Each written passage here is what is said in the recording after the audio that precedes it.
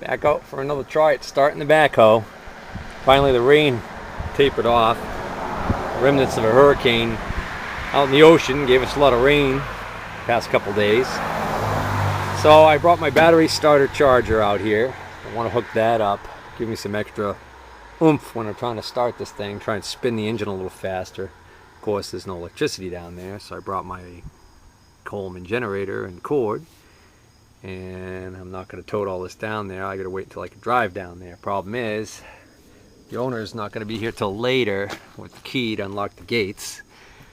So I didn't want to wait until then, because then I wouldn't have much time. So what I'm going to do is I'm going to walk down with my tool bags and tinker with something. I'll explain that in a moment. All right, back down here working on it. Okay, so on this injector pump.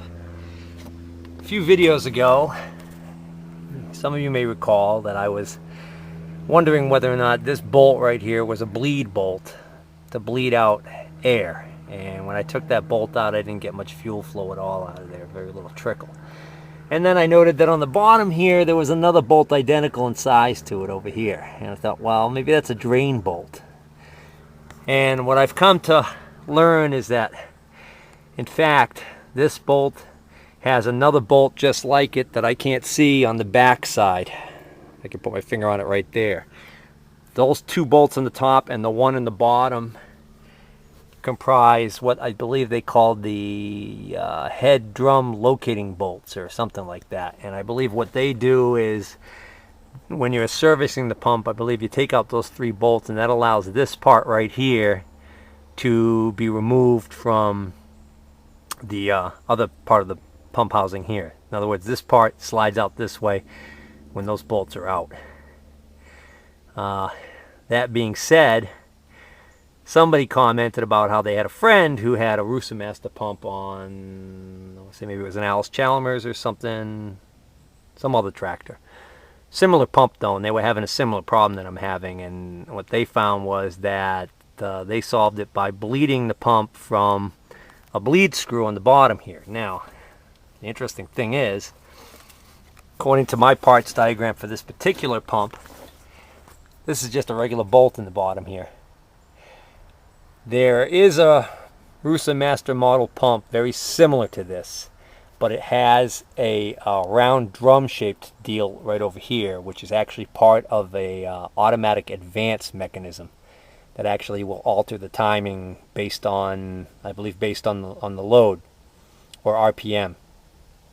Anyways, on the models that have that drum, this larger bolt right here that I've got my finger on doesn't exist.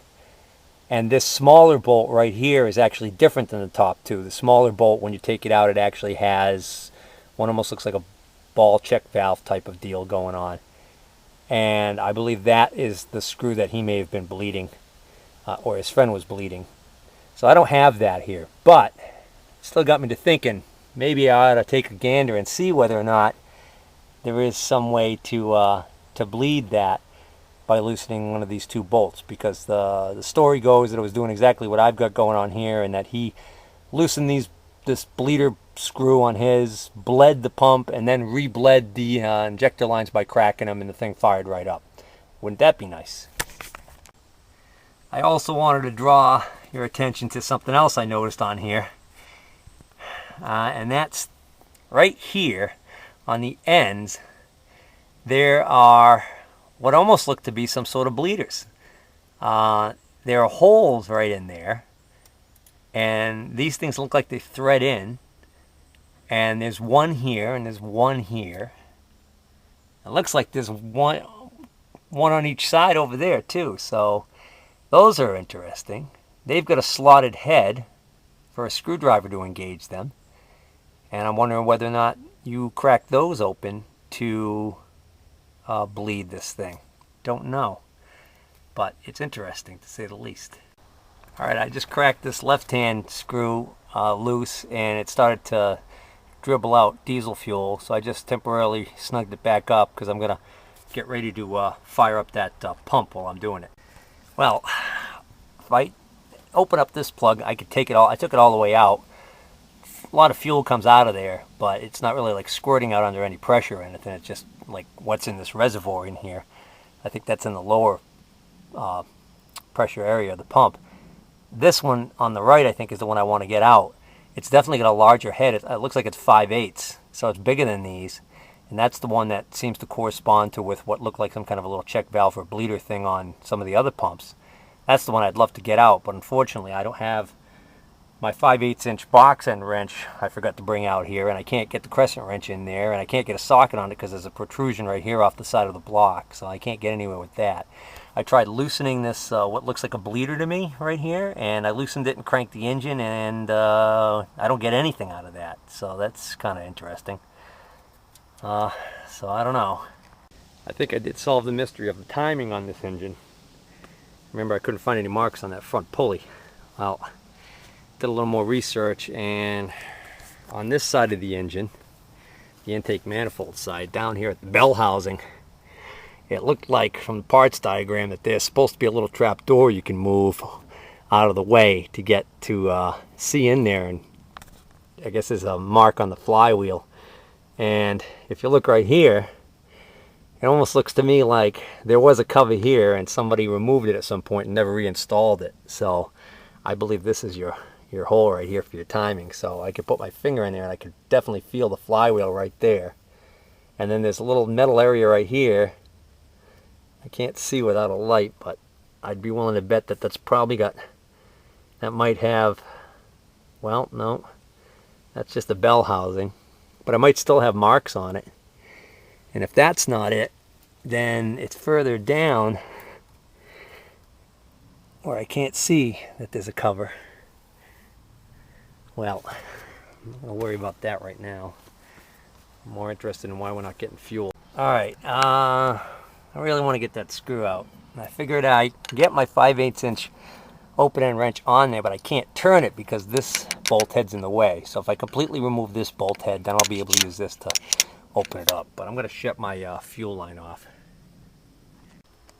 Yeah, this definitely looks like some kind of a bleeder screw. Matter of fact, it looks like it might even have a hole in it right there. But I dropped it down all the way. Now, this protrusion on the side of the block prohibits me from being able to actually completely remove this screw. But there might be a spring and a ball up underneath there behind this, so I'm kind of glad I didn't take it all the way out anyways, because that probably would have fallen out and gotten lost, or I'd at least be looking for it for quite a while. But I think what I want to do is I want to turn on the fuel again and see if I can't get fuel to come out of there while I'm cranking it. Well, I'm still not getting any fuel out of there while cranking it. I'll tell you, it's interesting, is every once in a while it gives a skip, like it fires a little extra. Something seems to be changing, but I'm still not getting anything coming out of that screw on the right there. And I've run the battery down, what was left in that battery that I've used the last couple times. Well, I've got the other battery charged up, and that's up on the truck. But that battery wasn't very good, so I don't know. I can either go up there and get the wagon and tote that all the way down here and find out whether or not that's got any oomph to it, or I could wait and then when the gates open, drive down here and have my generator start a charge to run the starter charger and use that for extra power. I'm debating whether or not I want to just leave that open while I'm gone. Well, might as well go get the battery. I ain't gonna get anywhere with that battery anymore. It's cranking real slow now. Well, about halfway there. Alright, time to switch batteries. And I was gonna bridge the two batteries together, but number one, I forgot my jumper cables. I needed them, and I took them out. Not out here in the woods anymore. And number two, I've run that one down so much now that I don't think it would really be much of a help. So hopefully this battery took a good charge last night and has some oomph to it. Whew. Just for the heck of it, let's try to start with this battery. See what happens.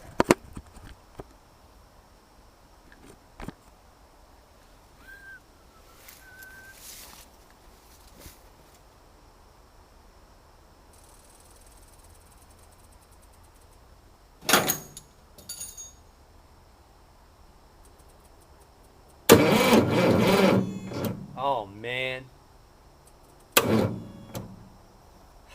I guess I gotta throw that battery out.